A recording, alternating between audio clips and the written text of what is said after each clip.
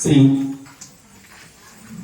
ದುರ್ಗಾದೇವಿಯನ್ನು ಮಾಡಲಿದೆ ಅಂತ ಈ ಒಂದು ಕಾರ್ಯಕ್ರಮಕ್ಕೆ ಆಗಮಿಸಿದ ಎಲ್ಲ ಗುರುಗಳಿಗೂ ಹಾರ್ದಿಕ ಸ್ವಾಗತವನ್ನು ಕೋರುತ್ತಾ, ಅದೇ ರೀತಿ ಈ ಒಂದು ಚೌಡಿಕೆಪುರಕ್ಕೆ ಆಗಮಿಸಿದ ಎರಡೂ ತಂಡಗಳಿಗೂ ಕೂಡ ನಮ್ಮ ಗ್ರಾಮದ ಪರವಾಗಿ ಹೃದಯಪೂರ್ವಕ ಸ್ವಾಗತ ಮತ್ತು ಅಭಿನಂದನೆಗಳನ್ನು ಹೇಳ್ತಾ, ಇವತ್ತ ಬಹಳ ಖುಷಿ ಆಗತೈತಿ.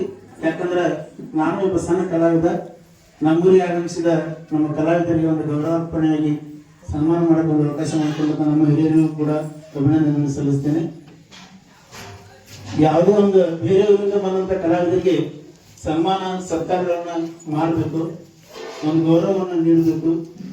ಯಾಕಂತಂದ್ರೆ ಈ ಚೌಟಿಕೆ ಪದ ಆಗಿರ್ಬೋದು, ಡೊಳ್ಳಿನ ಪದ ಆಗಿರ್ಬೋದು, ಭಜನೆ ಆಗಿರ್ಬೋದು, ಜಾನಪದ ಆಗಿರ್ಬೋದು, ಈ ಯಾವ ಕಲೆಯನ್ನು ದುಡ್ಡು ಕೊಟ್ಟು ಯಾರನ್ನು ಕೊಂಡುಕೊಳ್ಳಕ್ಕಾಗುದಿಲ್ಲ, ಅದೇ ರೀತಿ ದುಡ್ಡಿಗಾಗಿ ಮಾರಾಟ ಮಾಡಕ್ಕೂ ಆಗುದಿಲ್ಲ. ಅದು ಸಾಕ್ಷಾತ್ ಪರಶಿವನ ಆಶೀರ್ವಾದದಿಂದ ಕೆಲವೊಬ್ಬರಿಗೆ ಮಾತ್ರ ಒಳ್ಳೆಯದು ಬಂದಿರ್ತೈತಿ, ಎಲ್ಲರಿಗೂ ಇದು ಬಂದಿರಂಗಿಲ್ಲ. ಅದೇ ರೀತಿ ಈ ಒಂದು ಕಲಾವಿದರನ್ನ ಒಂದು ದೇವರ ಸ್ವರೂಪವಾಗಿ ಕಾಣ್ತಕ್ಕಂಥ ಕೆಲವೊಂದಿಷ್ಟು ಊರುಗಳದಾವು.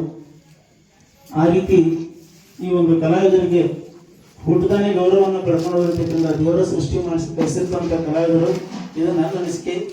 ಯಾಕಂದ್ರೆ ನಾನು ಸಾಕಷ್ಟು ಅವರಿಗೆ ಕಾರ್ಯಕ್ರಮಗಳನ್ನು ಮಾಡೀನಿ. ಅಲ್ಲಿರ್ತಕ್ಕಂಥ ಜನ ನಮ್ಮನ್ನ ತಮ್ಮ ಮನೆ ಮಕ್ಕಳಿಗಿಂತ ಹೆಚ್ಚಿಗೆ ಜೋಪಾನ ಮಾಡಿದ್ದೀರಿ ಅಂತ ಹೋಗಿ ಹೊಳೆ ಕೊಡ್ತನಕ ಜೋಪಾನ ಮಾಡಿ ಕಳಿಸ್ತಾರು. ಇದೇ ರೀತಿ ಈ ಕಲಾವಿದರ ಮೇಲೆ ಎಲ್ಲರ ಆಶೀರ್ವಾದ ಇರಲಿ, ಆ ದೇವರ ಆಶೀರ್ವಾದ ಇರಲಿ ಅಂತ ಹೇಳ್ತಾ, ಅದೇ ರೀತಿ ನಮ್ಮ ಬೆಳಗ್ಲಿ ರವಿ ಅನ್ನೋ ಟೀಮ್, ಅದೇ ಇನ್ನೊಂದು ಎರಡು ಟೀಮ್ಗಳು ಸಾಕಷ್ಟು ಹೆಸರನ್ನು ಪಡೆದಂತ ಟೀಮ್ಗಳು ಇದೇ ರೀತಿ ಅವರ ಕಾರ್ಯವೈಖರಿ ಮುಂದುವರಿಲಿ.